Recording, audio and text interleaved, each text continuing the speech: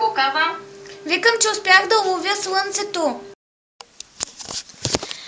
Направих си преди малко първото изтърваване на фотоапарата, да ми е честито и дано да не се повтаря отново. Така, здравейте!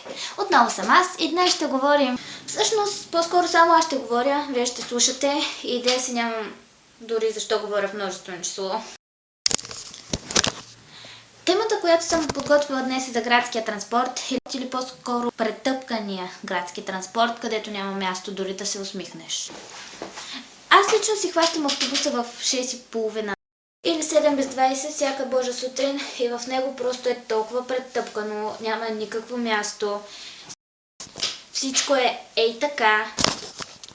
Сами можете да се досетите, че рано сутринта изглеждам ето по този начин.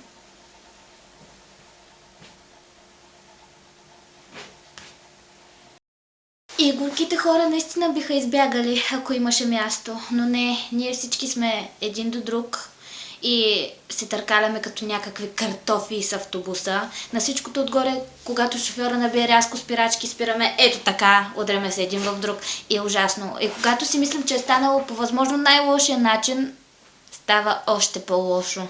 Чуваме някакъв вълшебен звук, който ни нашепва, че скоро предстои една проверка на карти. Разбира се, няма място да дишаме, да се усмихнем, да мигаме. И да, ето го и него, кондуктор. Той приближава, чува се отдалече с гръмкия си глас. Тъкмо съм се пуснала, за да си покажа картата. И шофьорът решава, че точно тогава трябва да спре. На всичкото отгоре фолклорните ритми на народната ни музика се чуват гръмко от неговата кабинка. И просто е някакъв кошмар. Нямам нищо против родната ни музика, разбира се, но да я слушаш в предположение, че возиш 50 човека заедно с тебе и да я надуеш по този начин. Добре де, не всички харесват това, особено рано сутрин, за събуждане. Пак добре, че не си припяваше, иначе просто щях да си сляза и да закъснея за училище. Така, минала е проверката, хората, които се блъскат в теб, са намалели, но какво следва?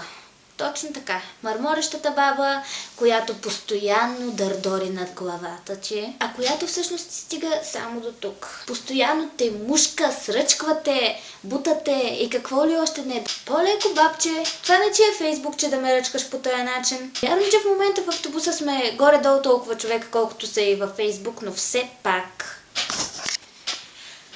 Не знам колко дълъг стана този клип, имам чувството, че не е особено, но надявам се все пак да ви хареса. Това е вторият ми влог, кратичък, но от сърце.